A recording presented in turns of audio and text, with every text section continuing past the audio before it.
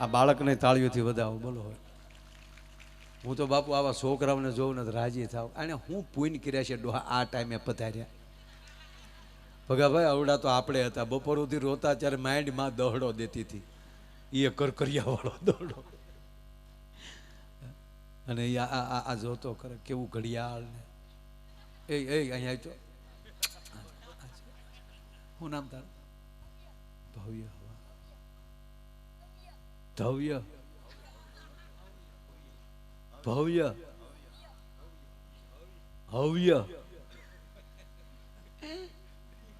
ઓય નામ તો દે. એક છોકરાને 3 વાર આવી રીતે કીધું ને મને કે આવા દે. ધવ્ય કે ભવ્ય હવ્ય હળ નો હા હવ્ય ને તાળીઓથી વધાવો. હવ્ય ને કેટલો ભણ છો? પેલું બીજું બીજામાં આવ્યો કે નાખ્યો?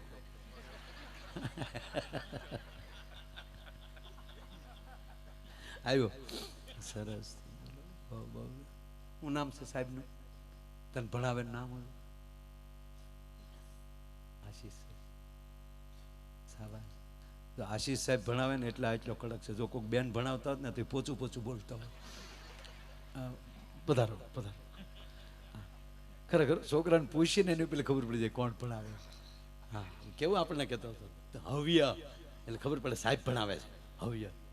આપણે નગર પૂછીને તને હું મારું નામ હવ્ય છે માન લેવાનું બેન ભણાવે છે. ગુરુની અસર થાય ડોય. હા બોલી વાત સાહેબ મારે જે કહેવી છે એ વાત ઉપર આવું. આપણા બાપુ 4 વર્ણ છે, બ્રાહ્મણ, ક્ષત્રિય, વૈશ્ય અને શુદ્ર. શાસ્ત્ર તો એવું કે એક જ વ્યક્તિમાં 4 લક્ષણ હોવા જોઈએ. 4 વર્ણની તાકાત એક પુરુષમાં જ નાખવાની આ દેશના બ્રાહ્મણમાં તાકાત છે. ભગવાન રામને બ્રાહ્મણ પણ બનાવી શકે, ભગવાન રામને ક્ષત્રિય પણ બનાવી શકે. ભગવાન રામ જ્યારે ગુરુની સેવા કરતા હોય ત્યારે સેવક શૂદ્ર પણ બનાવી શકે. અને એનો એ જ ભગવાન રામ લંકાના મેદાનમાં નીકળે તો આવડો ક્ષત્રિય ન હોઈ શકે કોઈ. એ 4 વર્ણના એક વર્ણના 4 લક્ષણ છે. એટલે 16 અને આપણા દેશમાં સંસ્કાર પણ 16 સંસ્કાર છે. એ 16 સંસ્કાર આપણે બધાને નથી મળવાના. તો અહીં થોડું આવું હું તને ઓળખતો. વાહ વાહ શાબાશ. હું કોકને એમ કહું હા ઓળખું, કોકને એમ થાય ને કે બે હારે જ બેહીને આવ્યા છે. પણ ક્યારેક મળ્યા હોય, હવે આપણને ખબર ન રહે ને કેદી મળ્યા હોય. પણ 500ની નોટ નાખી જો આદમીન. હા તાળીઓથી વધાવો. શાબાશ બસ એટલી ઘણી બસ બસ. પછી વધી જાય તાળી તો ઓલું થઈ જાય પાછું. મૂળ વાત બાબુ આવે છે આનંદો, પણ મૂળ તો બધું હરખું કરતું જવું પડે ને બધા.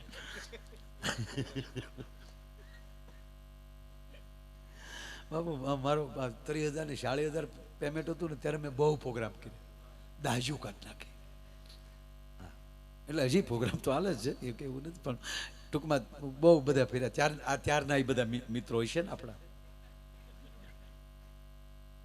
મારે જે વાત કરવી છે કે આપણા બહુ સરસ વાત છે, એટલે વચ્ચે ઓલું થાય તો મજા ના આવે.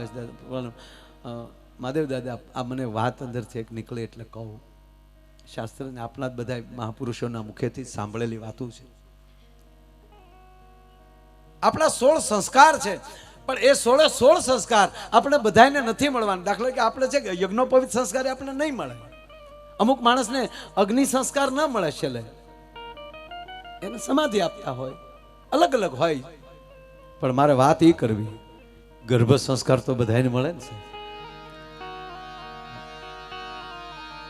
પાયામાં ગર્ભ સંસ્કાર છે. પેટમાં બાળક હોય, મારી માતાઓને પગે લાગીને કહો, ક્યારેક ક્યારેક દાદા એવું થાય આમ ધ્યાન કામ કે પૂજા બેઠા હોય ને તો ત્યારે કેવી અસર થાય કે અનેક પવિત્ર ચેતનાઓ આકાશમાં ફરે છે, એને પાછું અવતરવું છે.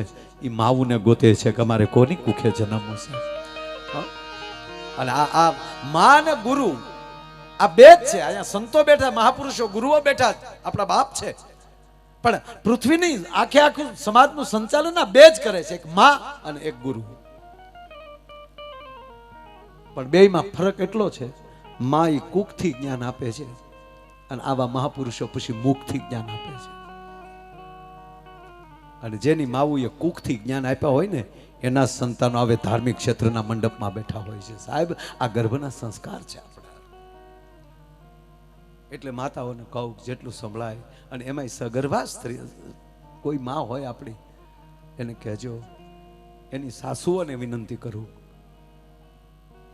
એવી દીકરીઓને 8-8 મહિના તમારા ઘરમાં ભાગવત સંભળાવજો અને કહેજો વાંચમાં બેસી જાય. અરે હવે તો મોબાઈલ છે, એમાં હાંભળ્યા કરે. એ 8 મહિના આડીવળી વસ્તુ વાત ન કરે ને, પછી એના ઉદરમાલી જે સંતાન જન્મે ને એને પછી તમારે એ છોકરાને સલાહ નહીં દેવી પડે કે તું આ કર, તું આ કરે. એ નગારાની દાંડી સાંભળશે એટલે એ મંદિર ભેગો થાય સાહેબ, એને કહેવું નહીં પડે. કારણ કે પાયામાં ગર્ભ સંસ્કાર. હમણાં એક હોસ્પિટલમાં બાળક જન્મ્યું તો સીધું પુષ્પાનું ડાયલોગ બોલ્યો. બોલો, સીધો જન્મતા આવે ઝુકેગા નહીં ચાલા. આમ ત્રાહો જન્મ બાબુ, આમ આમ આમ. ડોક્ટર બઠિયા કાન કરી ગયા કે જન્મતા આવે બોલે નહીં. જોકે જે વસ્તુ જ્યારે હારી લાગતી ત્યારે લાગે ને સાહેબ. જન્મતા બાળક રડવું જ જોવે.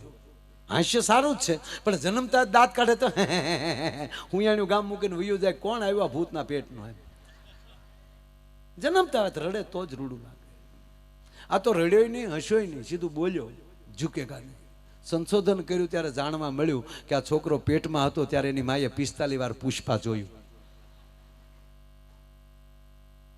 પણ બાબુ ઘટના યાદ આવે મહાભારતની. ભગવાન કૃષ્ણ અને અર્જુન થોડાક દૂર વયા ગયા છે અને કૌરવોએ 7 કોઠાની રચના કરી. ધર્મરાજ યુધિષ્ઠિર ચિંતામાં પીડ્યા છે. 7 કોઠા જીતી શકે રચના એ કોઈ આપણી પાસે કોઈને આવડતું નથી. એક ભગવાન કૃષ્ણ અને અર્જુન બે દૂર છે. અને ત્યારે આ ધરતીનો એક સેલો ને પેલો સાહેબ 21 વર્ષનો યુવાન અભિમાન્યુ બીડું લે છે.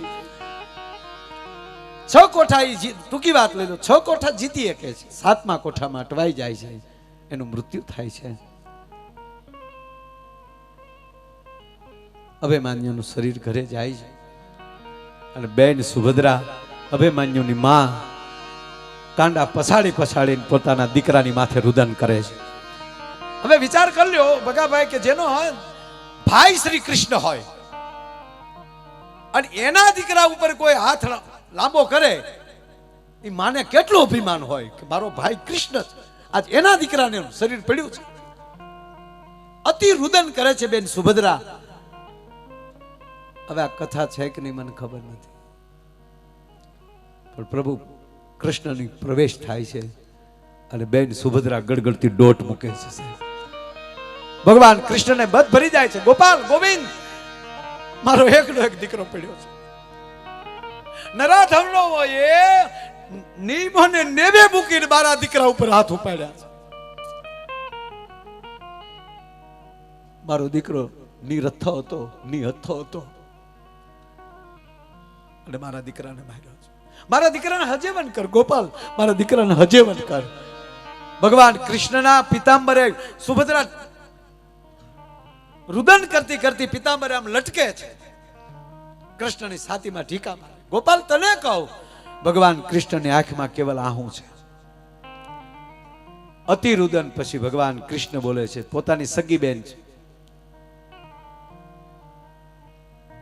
સાવધાન સુભદ્રા. હવે કૃષ્ણ બોલે છે, સાંભળજો.